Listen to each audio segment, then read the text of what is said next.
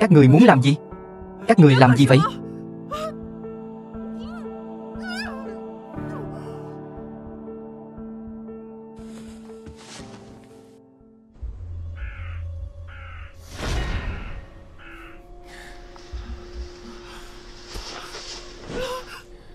Diệp Tâm Nhi, muốn chạy à? Diệp Thi Thi, giữa tôi và cô không có hận thù gì. Từ trước đến nay không thù không oán. Rốt cuộc cô muốn gì chứ? Diệp Tâm Nhi, cô đang nói chuyện vớ vẩn gì vậy? Không thù không oán sao? Làm sao có thể chứ? Nếu có thù oán, cũng là do cô đã dụ dỗ chồng tôi trước. Nhưng nói đến đây thì cũng phải cảm ơn cô. Là cô đã bảo tôi rời xa cái tên khốn đó. Trương Đại Vĩ chỉ là một chú chim non mà thôi. Nếu không phải vì anh ta có chút tiền thì đến việc đi làm trai bao anh ta cũng không xứng. Nói đến thù oán, cô nên suy nghĩ lại xem. Dựa vào đâu cô lấy đi cuộc sống của tôi chứ? Cô đang nói cái quái gì thế? Tôi xinh đẹp như vậy, lẽ ra số phận của tôi chính là một thiên kim tiểu thư. Dựa vào đâu? Dựa vào đâu mà một đứa con rơi như cô lại là một thiên kim tiểu thư chứ? Còn tôi chỉ là con gái của một bảo mẫu thôi. Cô đúng là điên rồi. Điên rồi sao? Đúng vậy, tôi điên rồi. Tôi cũng muốn cho cô nếm thử cuộc đời mà tôi đã trải qua đã đau khổ như thế nào. Cô muốn gì? Đừng làm bậy đó. Anh yêu à, hôm nay cứ để cho anh em của anh thưởng thức cho đã đi. Người đẹp, yên tâm, hôm nay các ông đây đảm bảo sẽ phục vụ cô thật tốt. Các người muốn làm gì? Đừng qua đây, cứu tôi với. Buông tôi ra.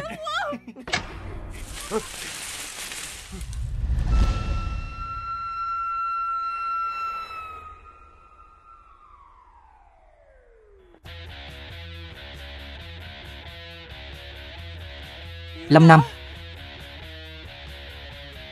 còn đứng đó làm gì? Mau lên đi, lên. Lâm Nam,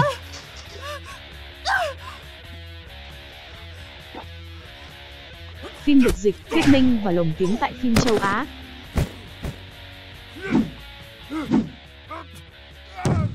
đánh cho tôi, xử lý hắn đi. Lâm Nam, Lâm Nam, Lâm Nam à.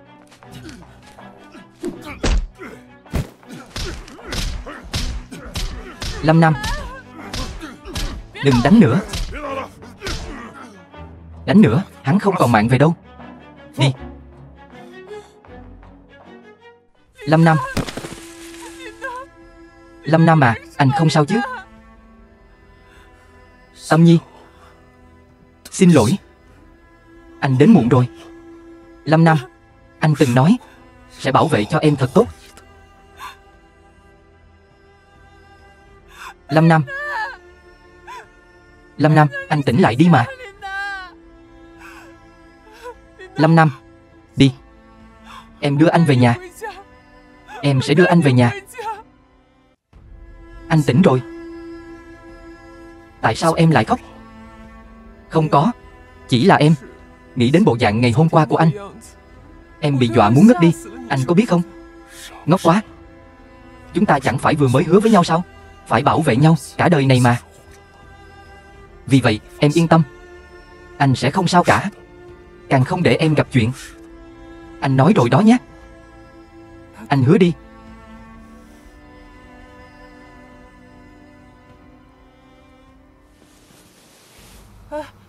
Đừng ngồi dậy, anh còn bị thương ở lưng đấy.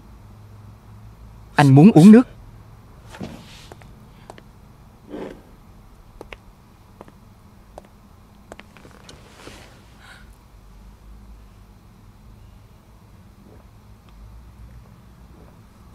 Anh đấy, muốn làm cái gì thì cứ nói với em. Chúng ta đã là vợ chồng rồi. Em nhất định sẽ chăm sóc cho anh thật tốt. Muốn làm gì cũng được sao? Tâm Nhi, lại đây.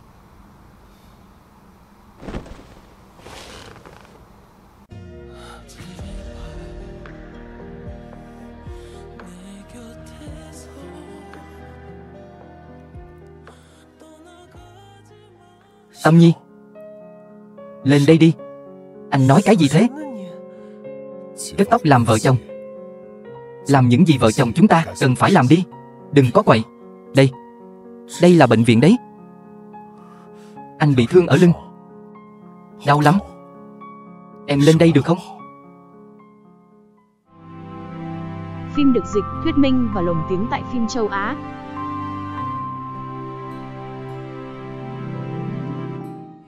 Lâm tổng, Vương Thiên Sơn đã bị kết án 5 năm tù tội cố ý gây thương tích. Còn bọn bắt nạt Tâm Nhi thì sao? Cũng bị bắt đi hết rồi. Diệp Thi Thi thì sao? Hiện tại vẫn chưa tìm được. Chắc là trốn mất rồi. Không xử lý được cô ta. Chẳng lẽ đến người đàn ông của cô ta tôi cũng không xử lý được hay sao? Xem ra công ty của Trương Đại Vĩ phá sản vẫn còn quá hời cho anh ta rồi. Ý của Lâm tổng là khiến anh ta phải gánh chịu món nợ lớn, tán gia bại sản, không bao giờ có cơ hội ngóc đầu dậy nổi. Tôi hiểu rồi, Lâm tổng, tôi sẽ làm ngay.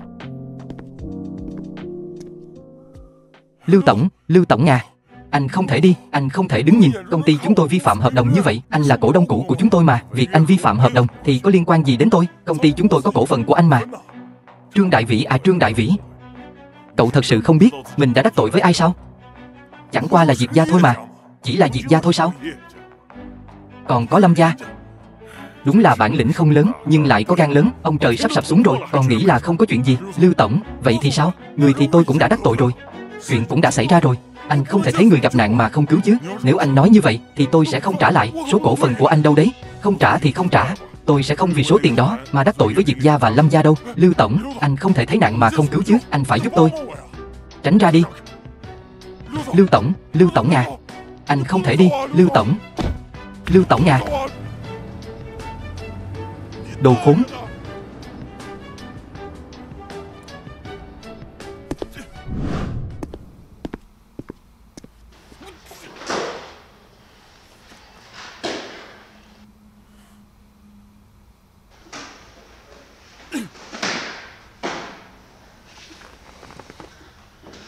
Anh nổi giận cái gì chứ? Phiền thật đấy. Diệp Thi Thi, có phải tôi nể mặt cô quá rồi không? Cô muốn kiếm chuyện đúng không? Nếu không phải cô gây cho tôi nhiều chuyện như vậy thì tôi đâu cần nổi nóng như thế. Chồng à, anh xem, gần đây trong nhà hết trái cây rồi. Em muốn ăn dâu tây, hay là anh mua dâu tây cho em đi? Cô muốn ăn dâu tây? Cô vẫn còn muốn ăn dâu tây sao? Tôi thấy cô trông giống dâu tây rồi đấy. Trương Đại Vĩ, anh dám đánh tôi? Tôi đánh cô đấy. Cái đồ lừa đảo. Con trai, đừng đánh nữa. Đừng đánh nữa mà. Dù sao thì trong bụng con đàn bà này cũng đang mang thai đứa con của con. Đừng làm hại đến cháu trai của Trương gia chúng ta chứ. Đi mau đi. Cô còn muốn ăn dâu tây nữa không? Bình tĩnh đi. Mẹ, hôm nay nếu mẹ không ngăn con là con xử con đàn bà đó luôn đấy. Nếu không phải cô ta lừa con, nói cô ta là thiên kim tiểu thư Diệp gia, còn bắt cóc Diệp Tâm Nhi, thì công ty con có thể phá sản sao? Con còn mắc một đống nợ nữa. Ai biết cô ta xinh đẹp, ngoan ngoãn, nhưng lại là kẻ giả mạo chứ. Diệp Tâm Nhi đó, Vương Tiểu Ngọc chứ. Diệp Tâm Nhi là Diệp Tâm Nhi. Được rồi, Diệp Tâm Nhi là Diệp Tâm Nhi. Hai đứa cũng từng là vợ chồng. Con nghĩ có thể nào gương vỡ lại lành không?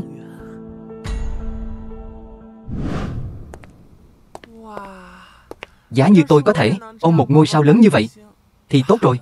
Tiểu Hồng, Cao Thanh Tùng bây giờ là của em đấy. Đi đi, em đo cho anh ấy đi. Ý gì đây? Em gái tôi lấy số đo cho tôi mà cậu cũng ghen à? Phu nhân của tôi mới có thể ôm tôi như thế này. Những người khác, kể cả anh trai cũng không được. Phu nhân thì đã sao? Tâm Nhi là người thân của tôi mà. Tôi còn là khách quen của em ấy nữa. Tôi là đại diện thương hiệu của em ấy. Đủ rồi đấy. Hai người các anh có ấu trĩ quá không vậy? Cao Thanh Tùng, anh đừng quên, tôi là ông chủ của anh, cổ đông lớn nhất của công ty điện ảnh Tân Thành đấy. Coi như cậu thắng. Tâm Nhi, một tay ngôi sao, một tay chủ tịch. Số của cô cũng tốt thật đấy.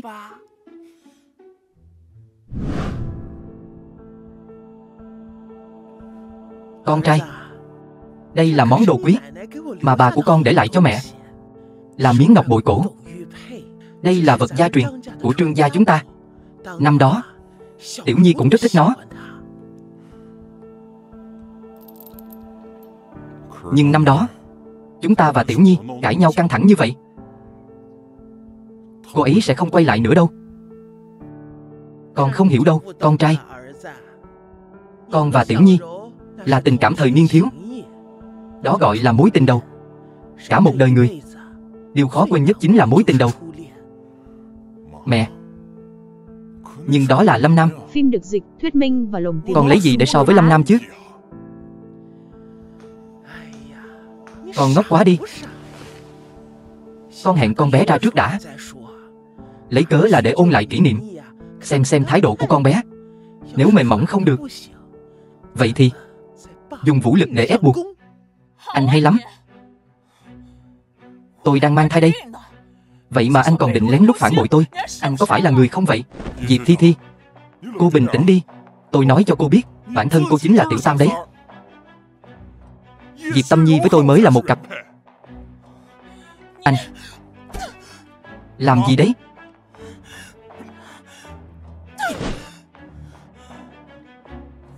Được, anh không quan tâm đến tôi phải không? Vậy thì anh hãy quan tâm đứa cháu của Trương gia nằm trong bụng tôi đi. Tôi nói cho anh biết, nếu anh dám đi tìm Diệp Tâm Nhi thì tôi sẽ tự kết liễu cho anh xem. Nhân tiện, tôi muốn thông báo với mọi người một tin vui. Để chúc mừng đám cưới của tôi và Tâm Nhi, sau này các trang phục cao cấp của các nghệ sĩ dưới sự quản lý của công ty điện ảnh Tân Thành, tất cả đều sẽ do tập đoàn Diệp Thị phụ trách. Tốt quá rồi. Để chúc mừng bộ phận trang phục của tập đoàn Diệp Thị nhận được đơn hàng lớn này.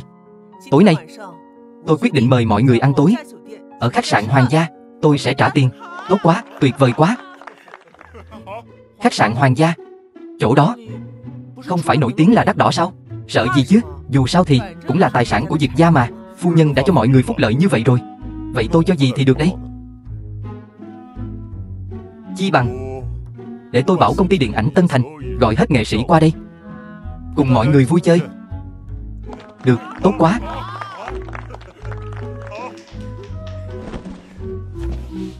Hai vợ chồng các cậu giỏi lắm.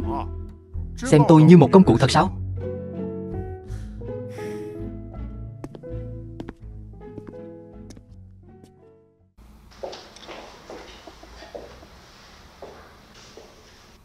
Vợ à, anh đã giúp em một việc lớn như vậy.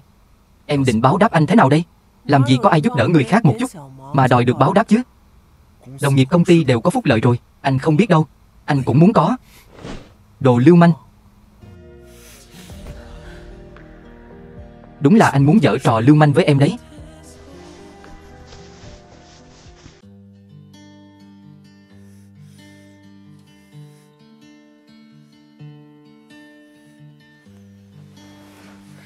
Bây giờ là giờ làm việc, không giỡn nữa. Tâm Nhi à, hôm nay ăn gà rán nhé. Hình như tôi chưa ăn no, để tôi đi ăn thêm một bữa nữa.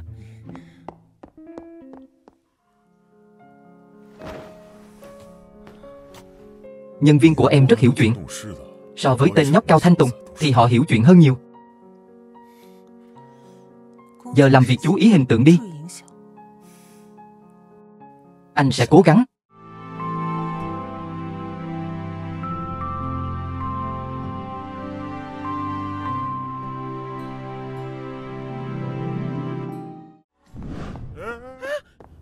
Cậu có biết tôi là ai không?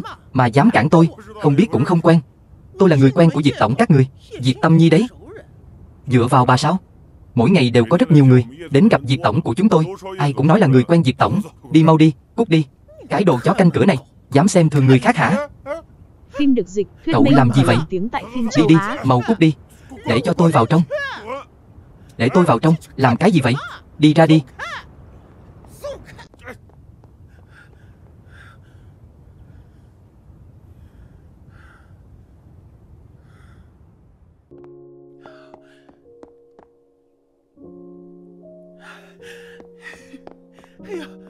Tiểu Ngọc, cuối cùng cũng tìm được con rồi. Con dâu tốt của mẹ. Sao bà lại ở đây? Tôi và Trương gia các người đã không còn liên quan gì đến nhau rồi. Con bé này, nói cái gì đấy? Con và Đại Vĩ, dù sao cũng từng là vợ chồng. Tục ngữ có câu, một ngày vợ chồng trăm ngày ân nghĩa. Tình cảm 3 năm của hai đứa, khoan đã. Tôi và anh ta sớm đã không còn liên quan gì đến nhau. Với lại, cả hai đều đã tái hôn. Hơn nữa, lúc đó cũng là Trương Đại Vĩ ngoại tình trước mà. Tiểu Nhi à, đừng nói như vậy. Đều tại con hồ ly tinh kia quyến rũ Đại Vĩ, khiến cho con phải chịu đựng nhiều thiệt thòi như thế. Nhưng sao tôi lại nhớ, lúc đấy bà còn vu oan cho tôi, nói tôi trộm vòng ngọc của bà mà. Con là tiểu thư gia đình quyền quý, sao có thể trộm được chứ? Chắc là con nhớ nhầm rồi đó. Hơn nữa, chẳng phải sau này chiếc vòng tay này cũng là của con sao? Còn có những bảo vật khác nữa. Còn có miếng ngọc bội này nữa, là vật gia truyền của Trương gia chúng ta, sau này cũng để lại cho con. Dạ ân giả nghĩa. Tôi không cần đâu. Dì à, dì yên tâm đi, tôi sẽ không quay lại đâu. Bà đi đi. Tâm Nhi, tôi sẽ khiến cô phải trả giá vì khiến con trai tôi phải ngồi tù. Diệp Tâm Nhi, tôi sẽ khiến cô sống trong đau khổ.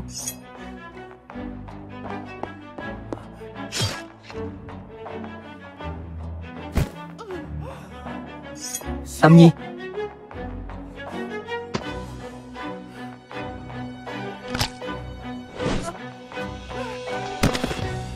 Tâm Nhi, em không sao chứ?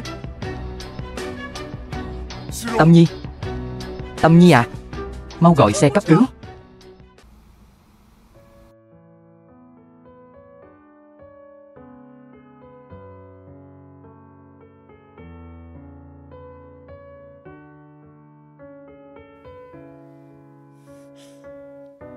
Tỉnh rồi hả?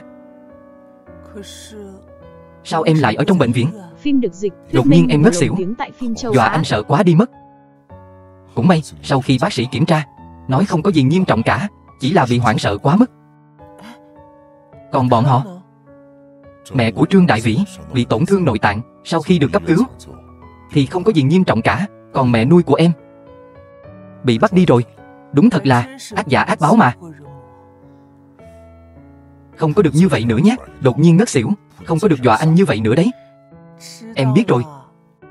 Vợ à, anh đã lo lắng suốt cả đêm, cần được an ủi.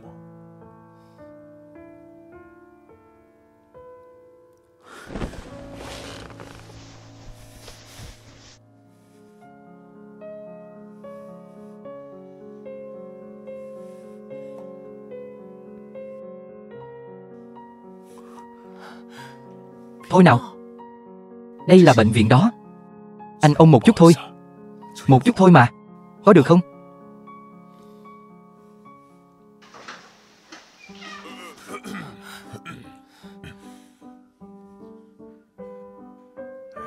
Trẻ tuổi đúng là rất tốt, nhưng cũng phải biết kiềm chế. Đặc biệt là trong 3 tháng đầu, cô nhất định phải giữ gìn sức khỏe cho thật tốt. Hiểu rồi. Diệp Tâm Nhi có thể làm thủ tục xuất viện rồi. Cảm ơn bác sĩ.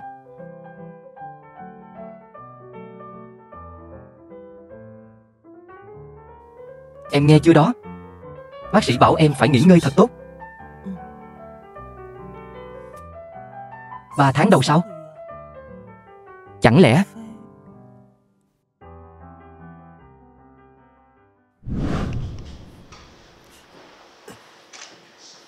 ra ngoài à?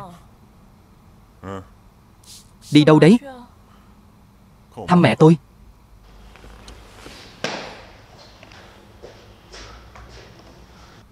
Trương Đại Vĩ, anh đừng nghĩ là tôi không biết. Anh chỉ viện cớ lấy danh nghĩa đi thăm mẹ anh, để đi gặp Diệp Tâm Nhi thôi. Hai người họ ở cùng một bệnh viện. Anh chính là đi gặp người tình cũ của anh.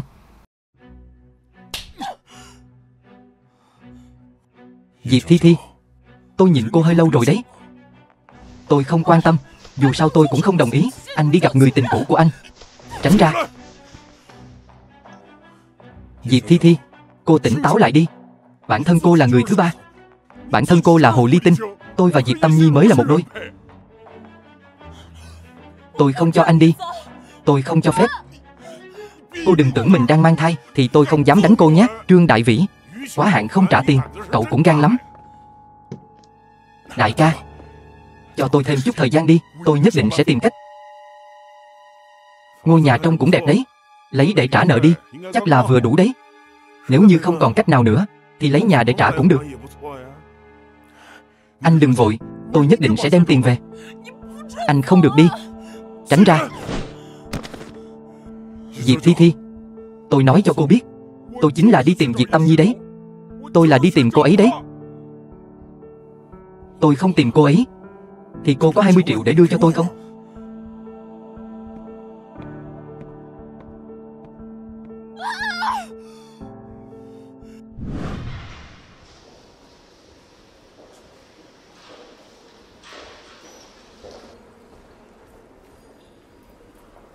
Không ngờ anh chàng Lâm Nam này cũng khá lãng mạn đấy. Tâm Nhi, Phim được dịch, thuyết minh và lồng tiếng tại phim châu Á. em còn nhớ không? Trước đây anh cũng tỏ tình với em như vậy đấy. Trương Đại Vĩ, anh đang làm cái trò gì vậy? Tâm Nhi, chúng ta là mối tình đầu. Trong cuộc hôn nhân của chúng ta, anh đã phạm phải sai lầm mà bất kỳ người đàn ông nào cũng mắc phải. Nhưng mà anh hy vọng em có thể tha thứ cho anh. Bảo vệ, có bảo vệ không? Tâm Nhi, bây giờ em không chấp nhận lời xin lỗi của anh cũng không sao. Anh hát cho em nghe nhé. Hát xong anh sẽ đi.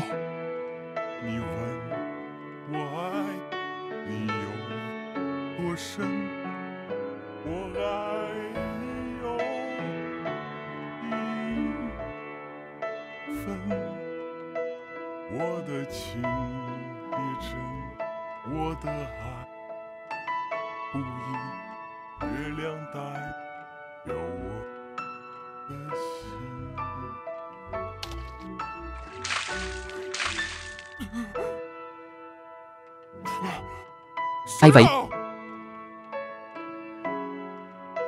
Trương Đại Vĩ, còn không đi thì tôi sẽ tưới nước nóng đấy.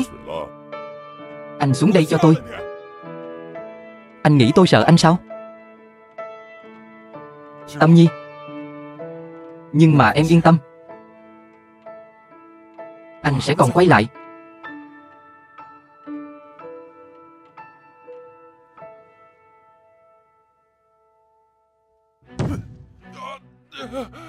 Trương Đại Vĩ, tôi đã cho cậu đủ thời gian rồi.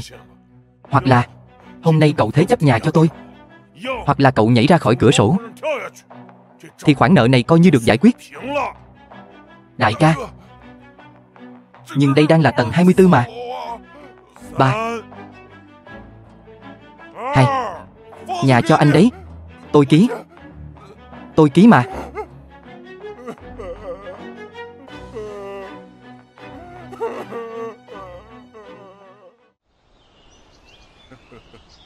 Lúc đó Tâm Nhi còn nghĩ là gu của con tệ lắm, bày toàn trò lãng mạn rẻ tiền ở công ty. Không ngờ là trò tầm phào của Trương Đại Vĩ. Tên Trương Đại Vĩ này đúng thật là không biết xấu hổ. Mẹ nói không sai, hắn còn hát cho Tâm Nhi nghe nữa. Con sẽ hát cho mọi người nghe thử. Thôi được rồi, càng nói em càng thấy tẩm này. Cứ để anh nói cho ba mẹ nghe.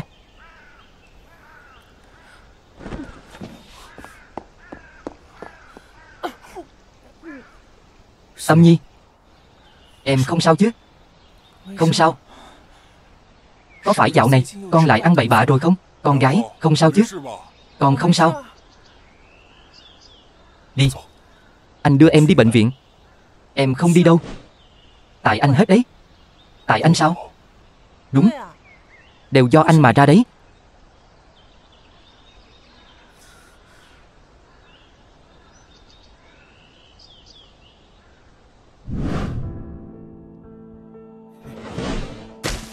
Trương Đại Vĩ, giao căn nhà cho bọn này, nợ nần của chúng ta xem như xong. Có điều nếu muốn tiếp tục ở đây cũng không phải không được. Đại ca, em biết anh tốt với em nhất mà. Cảm ơn đại ca.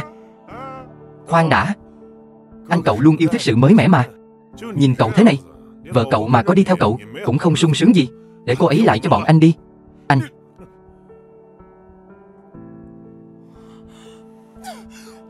Trương Đại Vĩ, anh là đồ khốn kiếp. Con mụ điên này, bỏ ra, đừng có đánh tôi.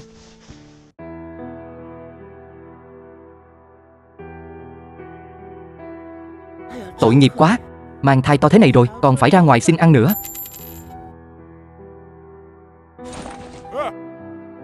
Mấy người nói ai xin ăn vậy? Đứng lại. Cô thật sự xem mình là ăn xin thật à? Trương Đại Vĩ, tên vô dụng nhà anh. Đến người vợ đang bụng mang dạ chữa, anh còn định đem bán. Tôi không đi xin ăn, chẳng nhẽ lại trông chờ vào tên vô tích sự như anh.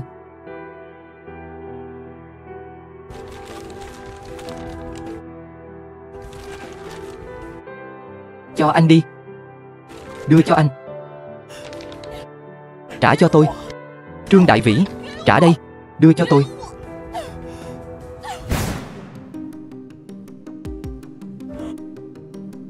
Diệp Thi Thi, đừng giả vờ nữa. Chỉ đẩy mông cô có tí xíu, đến mức đó không? Diệp Thi Thi, có sao không? Không phải cô sắp đẻ đó chứ? Thi Thi, Thi Thi ơi, cố gắng lên. Không sao chứ? Có sao không vậy? Diệp Thi Thi. Tâm Nhi, anh là anh đây. Trương Đại Vĩ, sao anh thành ra thế này rồi? Đúng là gieo gió gặp bão.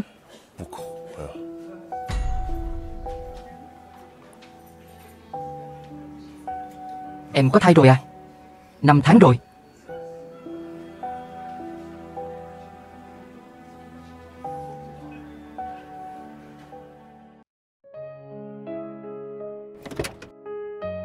Con trai ngoan.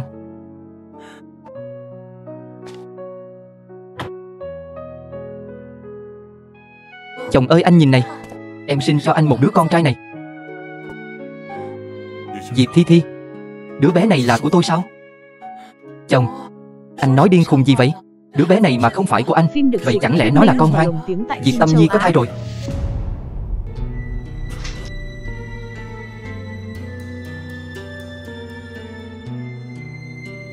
Kết quả chẩn đoán cho Trương Đại Vĩ, vô sinh. Cô vẫn không chịu thừa nhận hả? Đứa bé này đúng thật là con hoang. Con hoang. Con hoang thì đã sao? Vẫn hơn cái đồ vô sinh như anh. Anh bóp đi, có giỏi thì anh bóp cho tôi ngủm luôn đi. Trương Đại Vĩ, anh đúng thật là tên vô dụng. Người không biết đẻ trứng, không phải Diệp Tâm Nhi. Đứa bé tôi sinh ra cũng không phải của anh. Người có vấn đề là anh đấy. Anh là một thằng bất tài, vô dụng.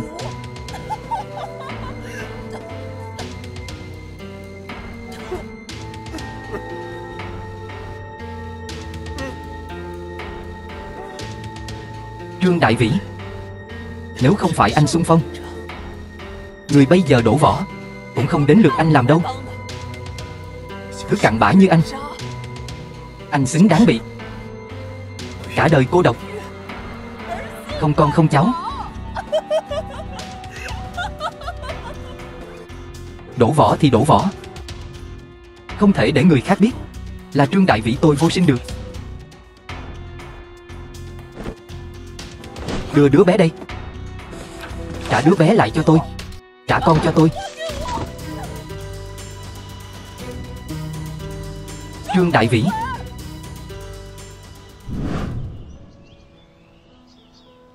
vợ ơi, em nghĩ gì vậy?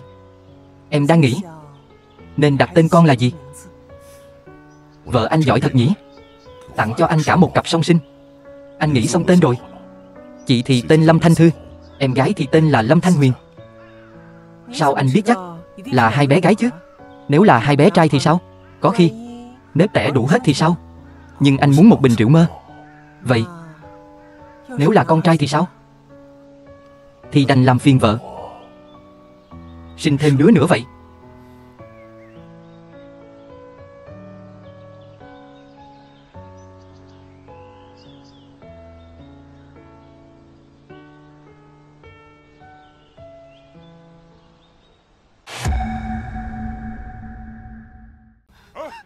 Vương Tiểu Ngọc.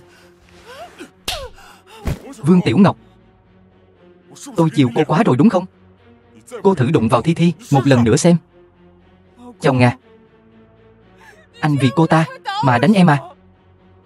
Tôi nói cho cô biết, cô còn quậy nữa. Cô có tin tôi ly hôn cô ngay bây giờ không?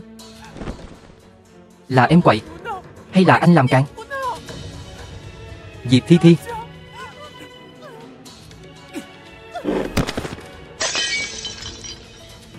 Vương Tiểu Ngọc, ầm ĩ cái gì vậy? Ba, mẹ, hai người ở nhà mà cứ thế để Đại Viễn ngoại tình, đúng không? Đồ gà mái không biết đẻ trứng. Cho dù con trai tôi có ngoại tình cũng là lẽ đương nhiên thôi. 3 năm rồi. Đúng là mắt tôi mù rồi, mới lấy phải anh. Tôi nói cho anh biết, anh, gia đình các người nữa, thật khiến tôi ghê tởm. Cô mới khiến tôi ghê tởm đấy. Mau thu dọn đồ đạc, cút cho tôi.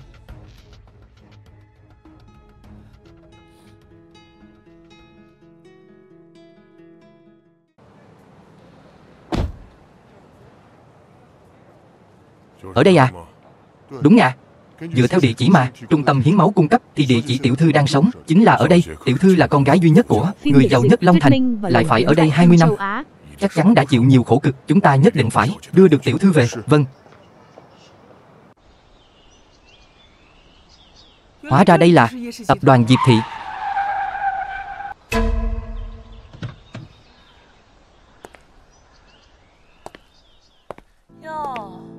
Đây không phải là Vương Tiểu Ngọc sao?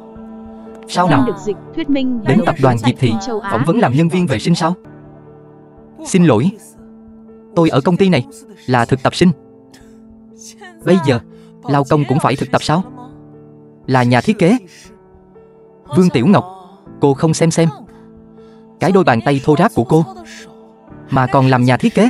Tôi thấy nó chỉ xứng quét sân thôi. Đúng vậy, tôi thấy miệng lưỡi sắc bén của quý cô đây chỉ thích hợp nói những lời nhảm nhí. Cô muốn làm gì? Còn muốn đánh tôi? Cô cho rằng tôi vẫn là Vương Tiểu Ngọc của ngày xưa sao? Tôi nói cô biết đừng chọc đến tôi. Vương Tiểu Ngọc, cô chỉ là hận tôi cướp mất người đàn ông của cô phải không? Lấy cái thân phận thấp kém của cô, căn bản không xứng với Trương Đại Vĩ. Đúng, cũng chỉ có loại hàng giả như cô mới xứng đôi với kẻ hám lợi Trương Đại Vĩ. Tôi chúc hai người trăm năm hạnh phúc, dính chặt lấy nhau suốt đời. Vương Tiểu Ngọc, tôi sẽ nát cái miệng thối của cô. Hai người đang làm gì vậy? Còn cãi nhau nữa, tôi sẽ đi báo bảo vệ đó. Chào giám đốc, tôi là Diệp Tâm Nhi, là thực tập sinh của công ty. Tôi cũng là thực tập sinh của công ty.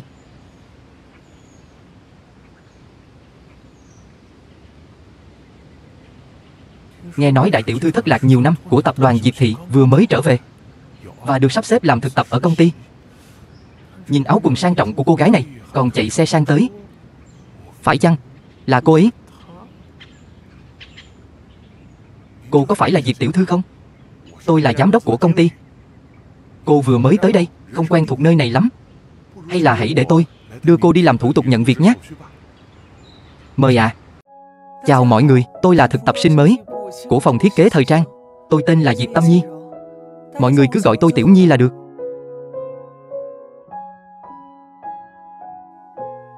Gà rừng lại đi đổi tên, tưởng có thể thay da đổi thiệt hả? Nằm mơ đi. Nào Thi Thi, cô cũng giới thiệu bản thân cho mọi người nghe đi. Xin chào mọi người, tôi vừa mới tốt nghiệp Đại học Canberra ở Úc và cũng là thực tập sinh mới thuộc phòng thiết kế thời trang của tập đoàn.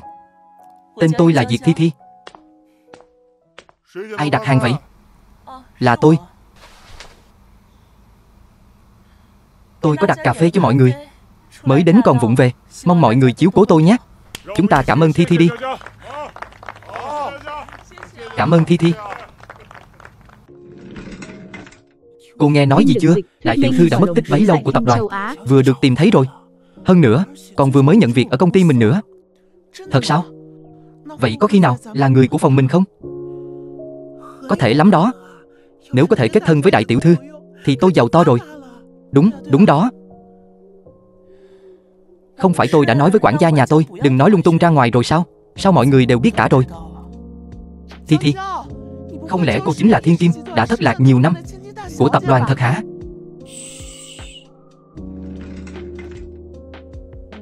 Diệp Thi Thi, giả danh mình sao? Thú vị đây. Tôi cũng muốn xem thử bộ dạng ra vẻ của cô đấy.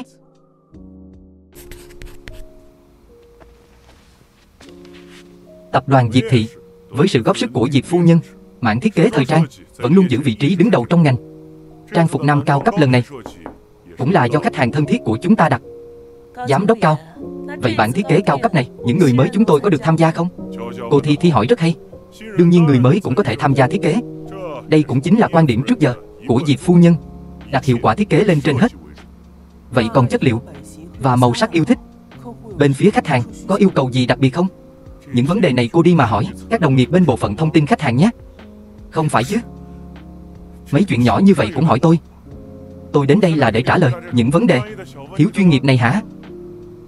Được rồi. Tiếp theo chúng ta sẽ chia nhóm 2 người, mỗi nhóm một bản, chọn nhóm tốt nhất. Mọi người hiểu hết chưa? Hiểu rồi. Tốt, tan học. Sao mà số liệu thống kê nhiều vậy chứ? Làm sao mà làm hết được? Thi Thi, cô đưa tôi đi, tôi làm giúp cô. Được đó. Cảm ơn cô nhé. Vậy tôi về trước đây, không cần khách sáo, ngày mai gặp.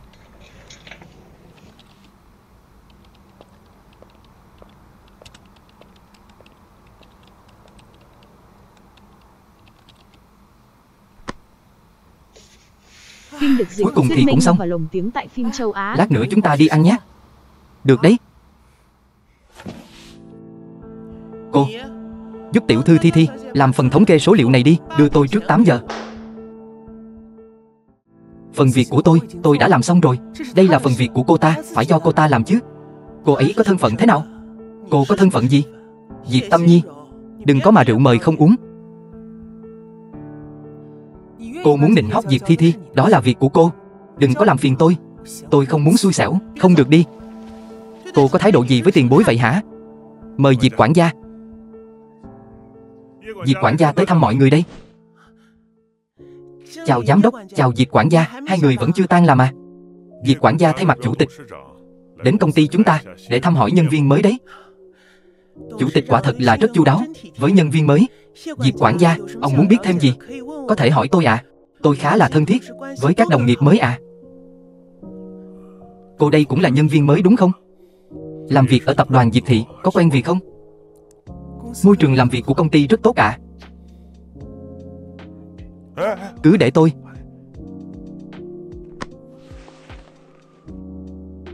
Đồng nghiệp trong công ty nên giúp đỡ nhau đúng không?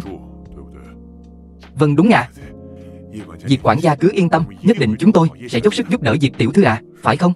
Vâng, công ty rất tốt với nhân viên.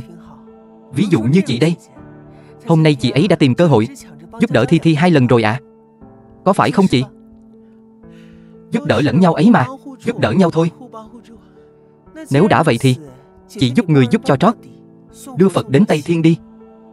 Dù gì thì việc của em cũng làm xong rồi. Vậy em đi trước đây. Hẹn mọi người ngày mai gặp lại nhé.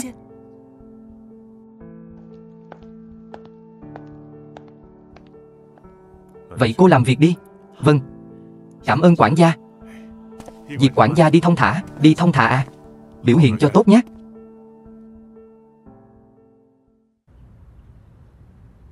Đại tiểu thư, cà phê của cô đây. Tiểu thư, đám người trong công ty sao có thể đối xử với cô như vậy chứ? Tôi sắp không nhịn được nữa rồi. Sao lúc đầu cô không cho tôi cảnh cáo bọn họ chứ? Tôi học tập ở vị trí thấp, không phải là để thâm nhập vào nội bộ công ty, để sau này quản lý công ty tốt hơn sao? Bị mọi người xem như vô hình cũng tốt thôi mà. Vì hai người họ mà lộ thân phận không đáng đâu. Tiểu thư nói như vậy, đúng là cô suy nghĩ thấu đáo. Vậy tôi xuống trước đây. Khoan đã, không nhắc đến bọn họ nữa. Chú xem giúp tôi bản thiết kế này của tôi thế nào. Đây là cô thiết kế đấy à? Hoàn toàn kế thừa thiên phú thiết kế của phu nhân đấy. Giỏi.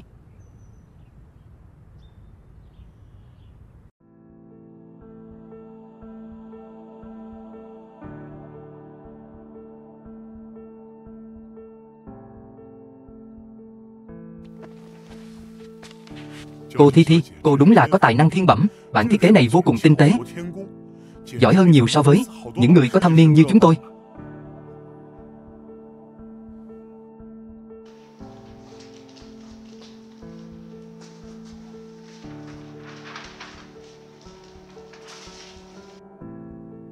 Rác rưởi thì nên vứt vào thùng rác chứ.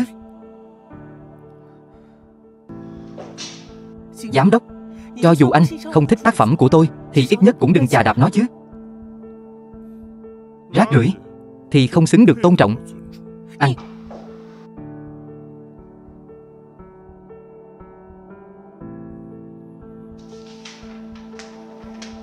Lâm, nhưng tôi lại thấy bản thiết kế này rất tốt mà. Dù là xét về bố cục hay là thiết kế, bộ này đều được thiết kế rất tốt. Tôi rất thích bộ này. Anh Lâm quả là có mắt nhìn sáng suốt. Thiết kế này chính là cô Thi Thi đây, cùng mọi người hợp tác để thiết kế ra đấy à? Giám đốc, đây rõ ràng là bản thiết kế của tôi với Triệu Hồng. Sao anh có thể lấy công sức của chúng tôi đòi công cho Thi Thi được? Cô Thi Thi không có công lao thì cũng có khổ lao mà. Đúng vậy, tất cả mọi người vì bản thiết kế này đều phải tăng ca mà. Trong giờ làm thì ngồi không, đến lúc ghi công thì cô lại giành công. Mặt dày quá nhỉ. Diệp Tâm Nhi, cô vô lễ trước mặt khách hàng như vậy, cô đã vi phạm nghiêm trọng kỷ luật của công ty. Tôi thấy cô cũng không cần công việc này nữa, lập tức thu dọn đồ đạc, biến đi cho tôi. Tập đoàn Diệp Thị có một người giám đốc không biết phải trái như anh. Chưa biết được người phải cuốn gói là ai đâu. Bảo vệ. Không cần gọi bảo vệ. Tôi rất thích bản thiết kế này. Vẫn hy vọng giám đốc Cao giơ cao đánh khẽ. Hãy dùng bản thiết kế của cô ấy. Anh là ai cơ chứ? Anh nói dùng là dùng sao? Cô Thi Thi này, quên giới thiệu cho cô, vị này là anh Lâm Nam, người thừa kế tập đoàn Phong Lâm. Anh Lâm Nam. Tập đoàn Phong Lâm, vậy đó không phải là sản nghiệp của Lâm gia giàu nhất Long Thành sao? Thì ra hắn là Lâm Nam, quý tử của Lâm gia.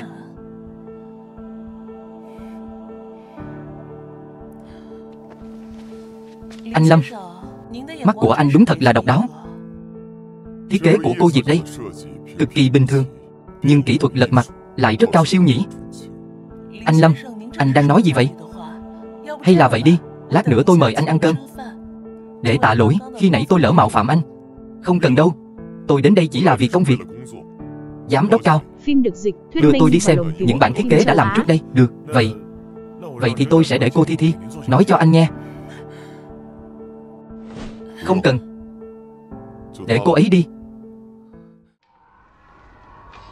Phong cách thiết kế của cô Diệp cực kỳ đặc biệt. Cảm ơn sự thừa nhận của anh Lâm. Cẩn thận.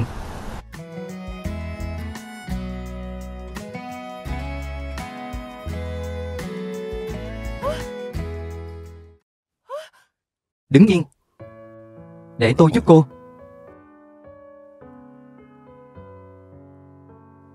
Thật ngại quá, anh Lâm.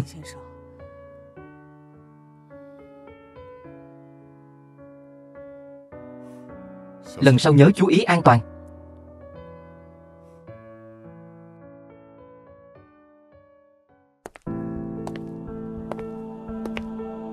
Vương Tiểu Ngọc à, cô đừng mơ tưởng đến việc hóa thiên nga nữa. Anh ta là Lâm Nam, cô không với tới đâu. Đứng núi này, trong núi nọ, coi chừng tham thì thâm đấy.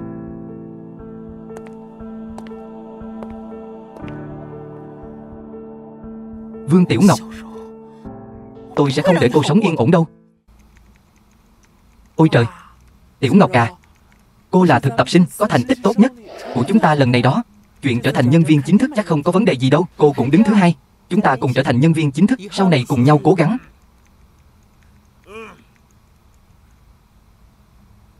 Diệp Thi Thi, Triệu Hồng đi lấy đơn báo cáo chuyển thành nhân viên chính thức. Diệp Tâm Nhi, chiều nay cô có thể đi rồi.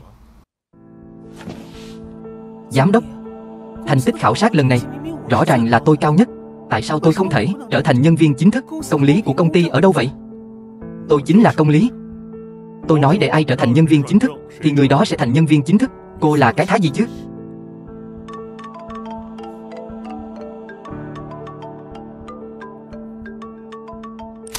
Vâng, Diệp quản gia.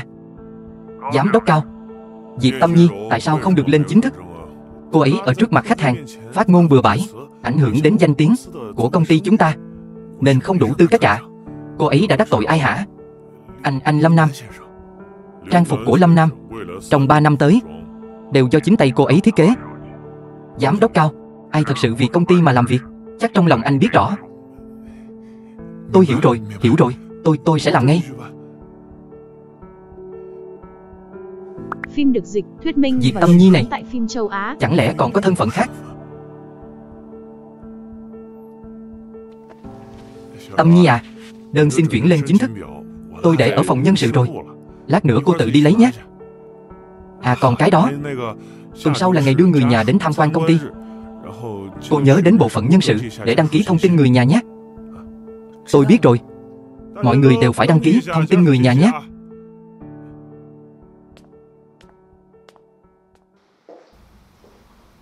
Tâm Nhi đến rồi à? Mau lên, ngồi xuống đây đi.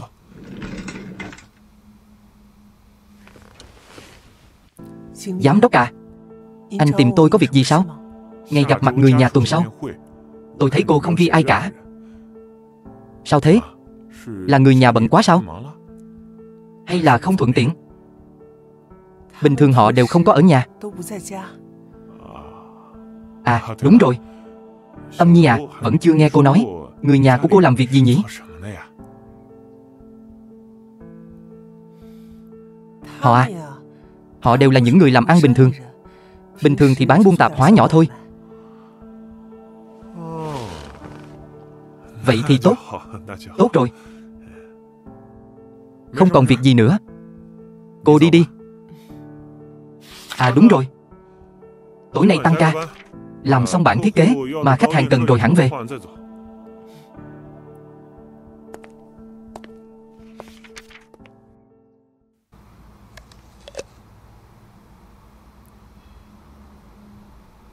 Này anh yêu à, ngày tham quan công ty tuần sau, anh đi cùng em đi.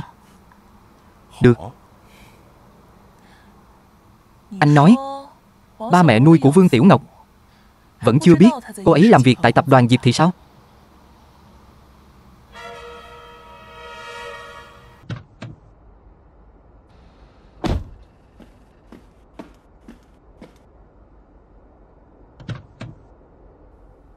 Đó là Thi Thi phải không?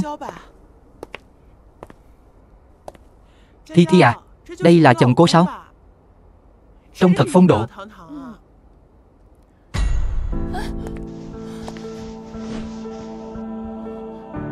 Chỉ là bạn thôi. Là bạn thôi ấy mà. Cô ấy không công bố thân phận mình ra bên ngoài sao? Phim được dịch, Xem ra mẹ mình nói đúng, tại phim châu Á. phải nhanh chóng gạo nấu thành cơm. Không thể để cô ấy chạy được. Thi Thi à, hôm nay cô đẹp quá. Chiếc váy cô đang mặc không phải là bộ sưu tập mới nhất sao? Cái này bao nhiêu tiền lận nhỉ? Kiểu quần áo này trong tủ đồ tôi có rất nhiều. Cái này chỉ tiện tay lấy mặc thôi. Tôi cũng không biết bao nhiêu tiền. Thì đúng thật không hổ danh là thiên kim đại tiểu thư. Tiểu thư, lão gia và phu nhân không kịp về nước, cực kỳ áy náy. Tôi đây, tự biết mình không xứng làm người nhà của tiểu thư, nhưng tôi lo tiểu thư bị ấm ức khi bị người khác bắt nạt. Cô xem, có cần tôi cùng cô lên không? Diệp quản gia nghĩ nhiều rồi, chú cũng là người nhà của tôi mà. Nhưng tôi đã nói rồi, tôi không muốn ở công ty để lộ thân phận quá sớm. Được, tôi sẽ ở đây đợi cô. Có gì cần thì cứ liên lạc với tôi. Được.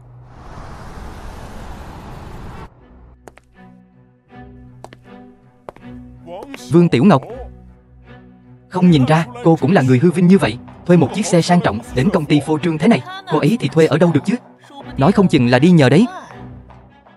Người có tâm địa đen tối thì nhìn đâu cũng thấy xấu xa. Sao cô biết là tôi đi nhờ chứ? Hay là cô cũng hay đi nhờ? Cô,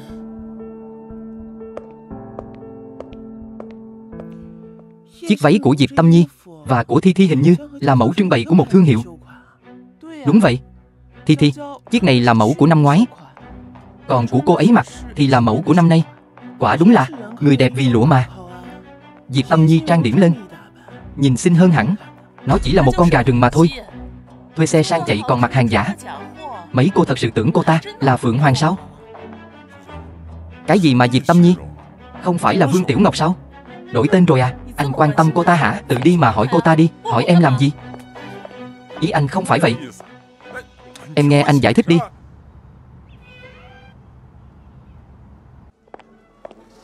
Bảo bối. Thi Thi, trong lòng anh chỉ có một mình em thôi. Em phải tin anh. Được. Vậy em ngược lại muốn xem anh thể hiện sự chung thủy của anh.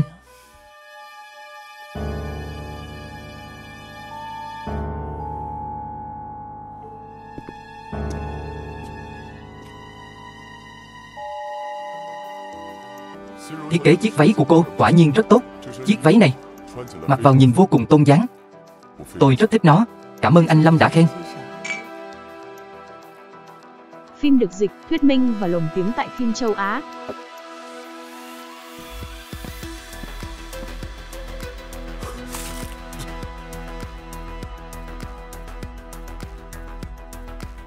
Trương Đại Vĩ, anh bị điên đúng không? Đây là tập đoàn Diệp Thị, không phải nơi để anh làm trò. Người tôi muốn hát nước là cô, chứ không phải anh ta. Anh có biết là anh ấy là khách quý của tập đoàn Diệp Thị không? Anh Lâm, anh không sao chứ? Trương Đại Vĩ, anh có mắt nhìn đường không vậy? Còn không mau, xin lỗi anh Lâm. Không phải chỉ là hát nước, lên bộ đồ nát đó thôi sao? Anh bồi thường là được rồi.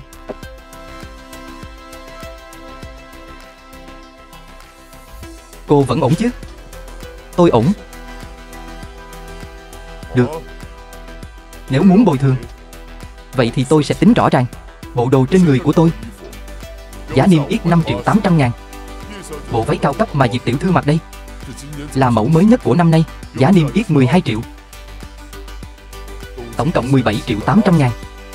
Xin hỏi quý ngài đây, trả tiền bằng phương thức nào? Vương Tiểu Ngọc.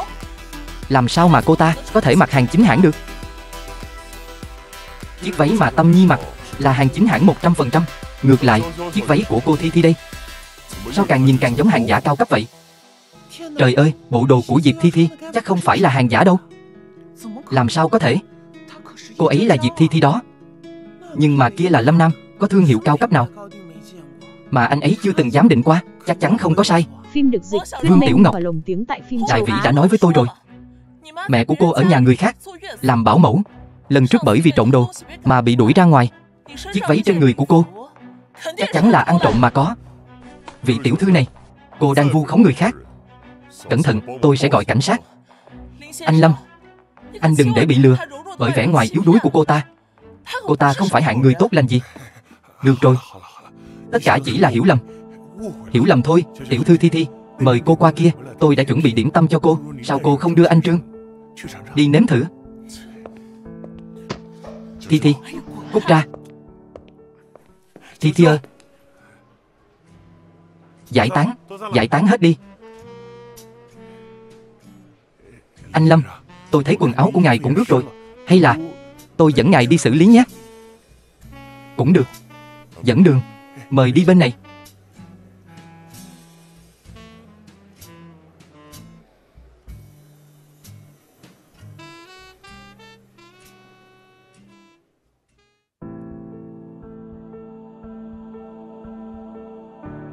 Một công ty lớn như vậy, Vương Tiểu Ngọc thật sự đã xin vào làm rồi à? Cái đồ hám danh này vào công ty lớn vậy, kiếm tiền cũng không hó hé tiếng nào. Chị ấy chắc chắn là sợ chúng ta đòi tiền. Mẹ, xem con chỉnh đốn chị ấy thế nào đây.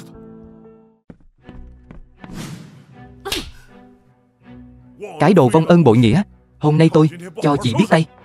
Sao em lại ở đây? Chị nghĩ chị giấu được cả nhà vào làm trong công ty lớn rồi muốn bỏ rơi gia đình, một mình hưởng thụ sung sướng sao? Vương Tiểu Ngọc, đừng có quên tôi từng vất vả như thế nào nuôi dạy cô khôn lớn. Nay cánh cứng cáp rồi, kiếm được tiền là muốn chạy. Tôi nói cho cô biết, không có cửa. Cô ấy sao mà lại có người nhà thế này chứ? Chắc là do cô ta không hiếu thảo với gia đình nên mới bị làm phiền. Nuôi tôi lớn khôn, hưởng thụ sung sướng từ nhỏ đến lớn. Trong nhà có việc gì mà tôi không làm? Mỗi một khoản tiền mà tôi làm ra, không phải tất cả đều cho các người cả sao? Vương Tiểu Ngọc, chị nên chú ý thái độ nói chuyện đi. Mẹ là người đã nuôi chị từ nhỏ tới lớn đấy. Nuôi chị từ nhỏ tới lớn sao?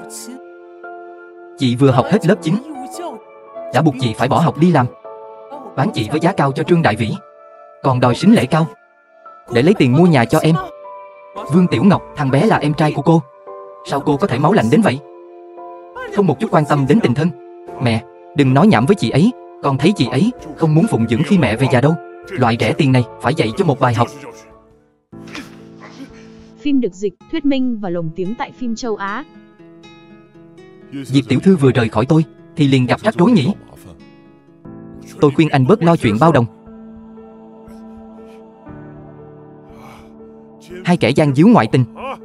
Xem tôi dạy anh thế nào. Ôi trời đất ơi, để mẹ xem con bị thương ở đâu. Mẹ ơi, đau quá, hình như gãy xương rồi. Vương Tiểu Ngọc, đền tiền. Cô mau đền tiền đi. Vương Tiểu Ngọc, đây chính là người mà cô đã ngoại tình sao? Con trai tôi trầy xước cả rồi.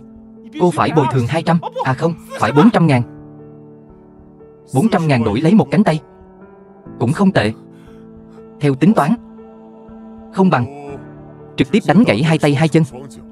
Lấy giá hữu nghị cho cậu 2 triệu thế nào? Đừng mà, tôi đã khỏe trở lại rồi. Còn đợi tôi gọi bảo vệ sao? Còn không mau cút. Cậu kiêu ngạo cái gì chứ? Mẹ ơi đừng mà. Thôi mình bỏ qua đi. Chúng ta đi thôi.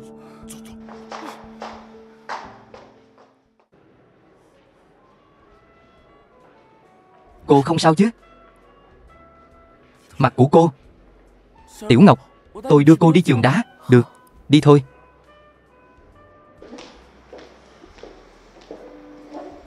Anh Lâm, tay anh không bị gì chứ? Hay là để tôi đưa anh đi xem? Không cần đâu. Hay là để tôi đưa anh đi xem Tiểu Ngọc? Cũng được.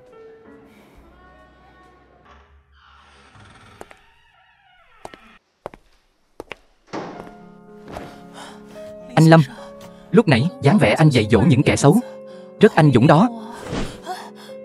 Cô Thi Thi, xin hãy tự trọng. Tôi không muốn tự trọng gì cả. Anh Lâm, tôi chỉ muốn nói với anh, tôi thích anh lâu rồi.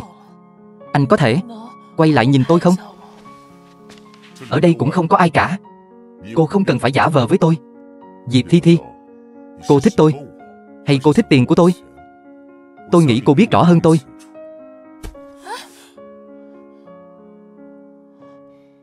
Bây giờ cô buông tay, tôi vẫn có thể coi như không có chuyện gì xảy ra. Tôi không muốn. Anh Lâm, chẳng lẽ ngay cả tư cách thích anh tôi cũng không có sao? Không buông đúng không? Đừng ép tôi phải động tay.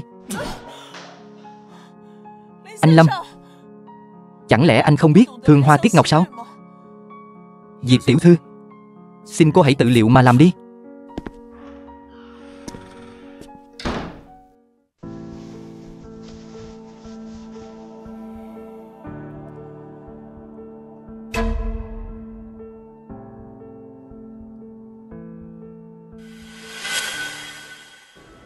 Tôi khen chiếc ghim cài áo này thiết kế đẹp.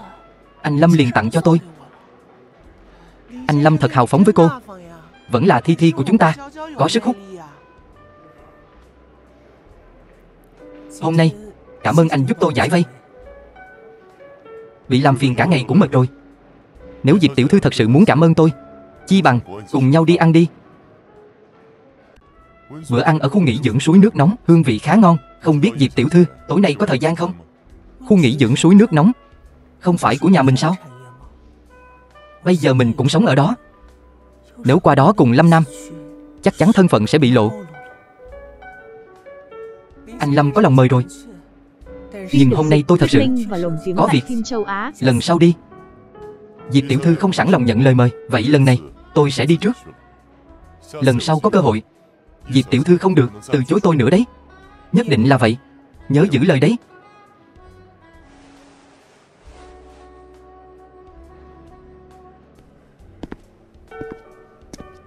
Trời ơi, cô ấy lúc nãy là từ chối anh Lâm sao? Đó là tỷ phú Lâm Nam đấy. Cơ hội đi ăn tối này, bao nhiêu người muốn mà không được. Cô ấy cứ vậy mà từ chối rồi. Nghe nói bữa ăn ở khu nghỉ dưỡng suối nước nóng rất là ngon, nhưng vé rất đắt. Chỉ là vé của một khu nghỉ dưỡng suối nước nóng thôi, đáng bao nhiêu chứ? Mua nhà ở đó không phải là có thể ngâm suối nước nóng mỗi ngày sao? Giá nhà ở đó đắt lắm, ai mua nổi chứ? Gia đình tôi ở đó cũng có một căn. Nếu cuối tuần này mọi người rảnh, tôi mời mọi người cùng đến ngâm suối nước nóng.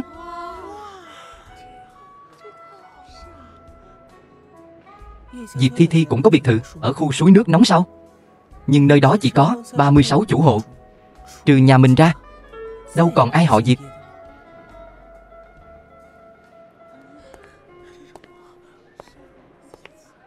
Nhìn cô kìa, bộ dạng thật đáng thương. Vậy tôi sẽ miễn cưỡng chấp nhận, dẫn cô đi mở mang tầm mắt.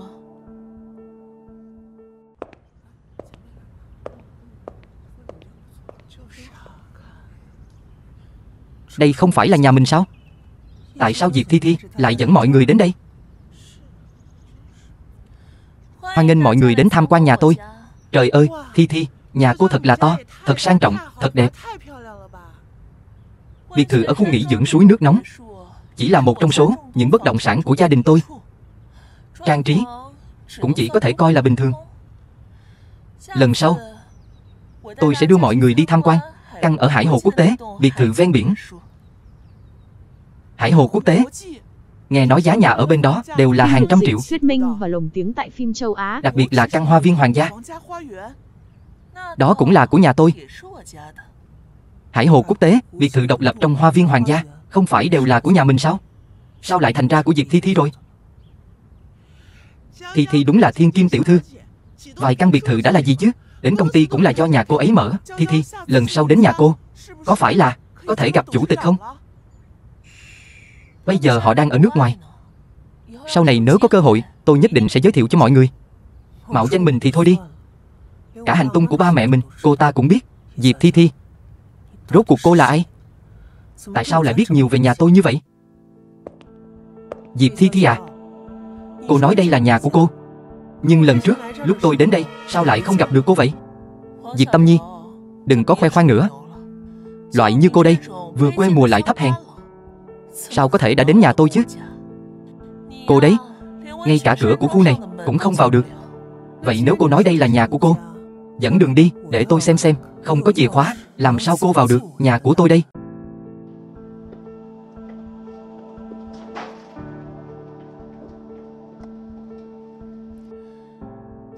Diệp Tâm Nhi, lau sạch mắt của cô, xem cho kỹ nhé. Biệt thự đẹp tinh xảo như thế này, cô cũng chỉ có thể coi qua thôi.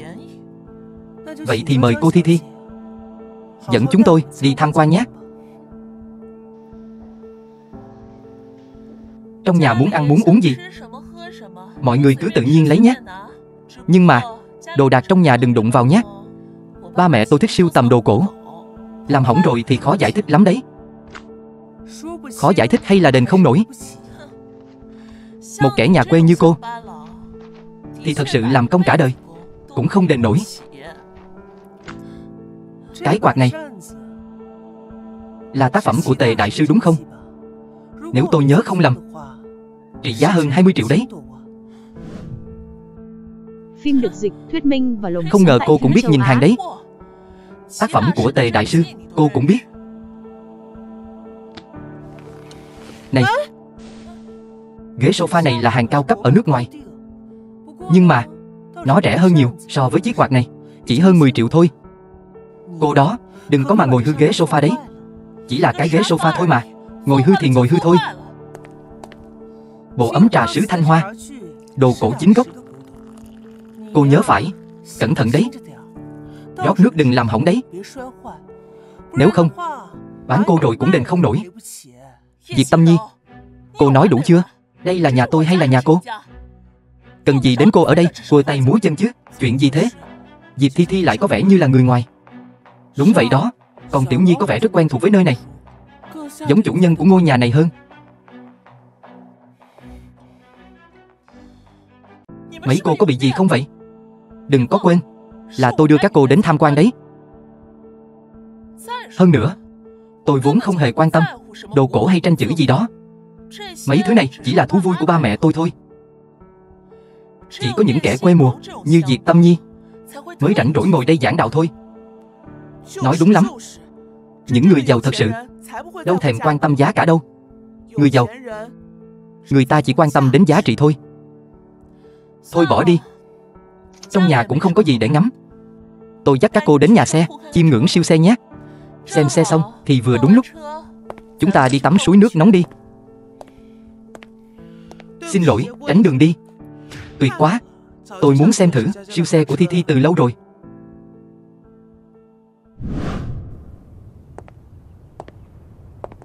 Sao vẫn chưa đến vậy? Sắp đến rồi.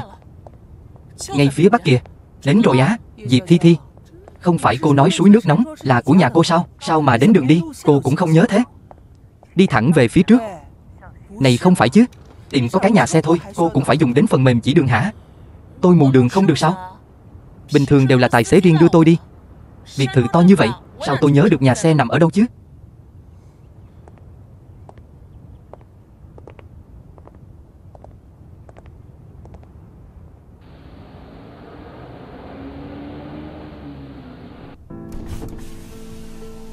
Tiểu Nhi, sao cô lại ở đây?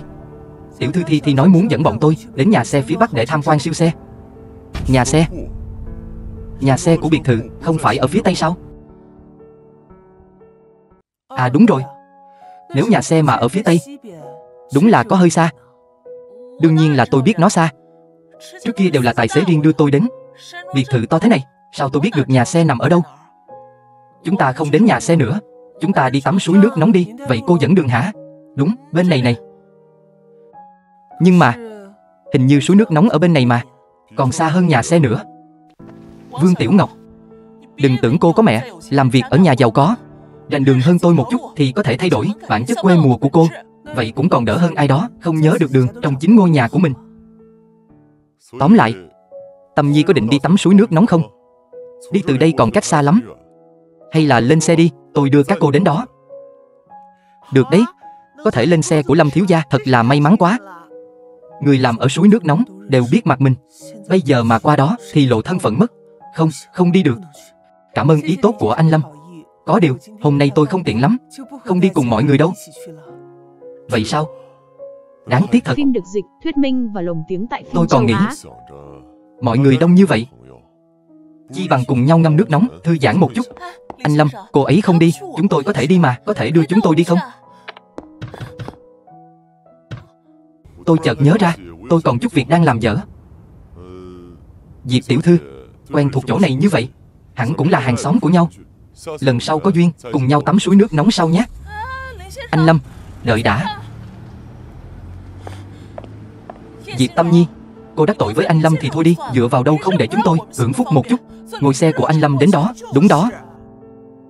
Liên quan gì đến tôi? Cô không nghe anh ấy nói sao? Anh ấy có việc, không tiện. Diệp Tâm Nhi, tôi đúng là quá tốt bụng, mới đưa cô đến đây mở mang tầm mắt. Cô lập tức cút về cho tôi. Suối nước nóng của biệt thự không hoan nghênh cô. Mau cút đi, đi mau đi chứ. Người mà suối nước nóng không hoan nghênh là cô thì phải.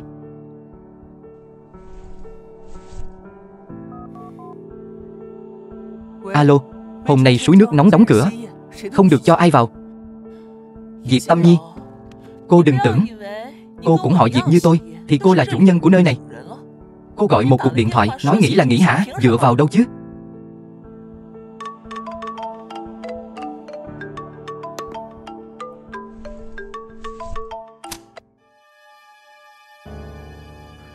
Thi, không phải con nói hôm nay muốn đưa bạn bè đến ngâm nước nóng sao?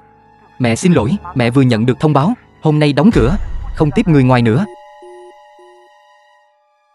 Lẽ nào Vương Tiểu Ngọc cũng có người quen ở suối nước nóng của biệt thự? Khả năng cao là có quen biết với quản gia rồi. Chỉ tại mẹ mình vô dụng. Diệp Thi, ra khỏi địa bàn của tôi đi. Quản gia vừa gọi cho tôi, nói hôm nay dọn dẹp suối nước nóng, không thể tiếp khách được. Hôm nay chúng ta không ngâm nước nóng nữa. Hả? Cứ tưởng có thể tắm suối nước nóng miễn phí chứ. Phí tiền mua áo tắm rồi. Trời ạ, than thở cái gì? Chỉ là ngâm nước nóng thôi mà. Xem bộ dạng quê mùa của các cô kìa. Tôi đưa các cô đi ăn, tôi mời. Còn cô, không được đi. May quá, tôi cũng không muốn đi. Muốn ăn gì cứ việc chọn, tôi trả tiền. Tuy là tôi không đi, nhưng tôi có thể gợi ý cho các cô một chỗ. Nhà hàng hải sản ở gần tập đoàn Đế Đô, cũng là nhà hàng của tập đoàn Diệp Thị. Nghe nói thức ăn rất ngon. Chính là nhà hàng mà một lần dùng bữa tận 200.000 tệ phải không? Phim được dịch, thuyết Thi, minh và lồng tiếng tại nếu đã phim là châu của tập Á. đoàn Diệp Thị thì cô dẫn chúng tôi đi ăn một lần đi. Cái này đúng đấy, Thi, chúng tôi không đủ tiền ăn. Cô đưa chúng tôi đi ăn một lần đi mà. Vương Tiểu Ngọc, xem như cô giỏi. Cùng lắm Gọi Trương Đại Vĩ ra trả tiền là được. Được thôi, hôm nay tôi mời, đưa các cô đi ăn. Cứ ăn thoải mái. Chúc các cô dùng bữa vui vẻ nhé.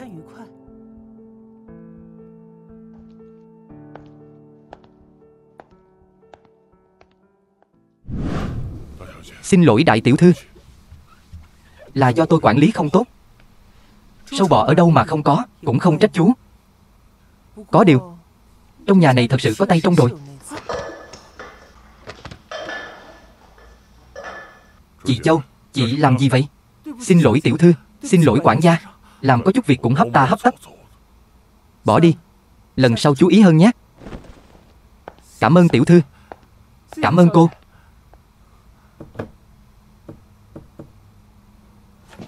Khoan đã,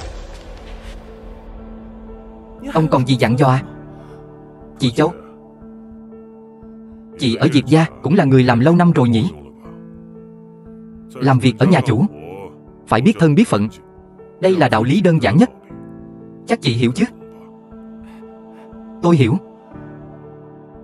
Đừng để tôi phát hiện chị có vấn đề gì, kể cả chị có là họ hàng với lão gia đi nữa.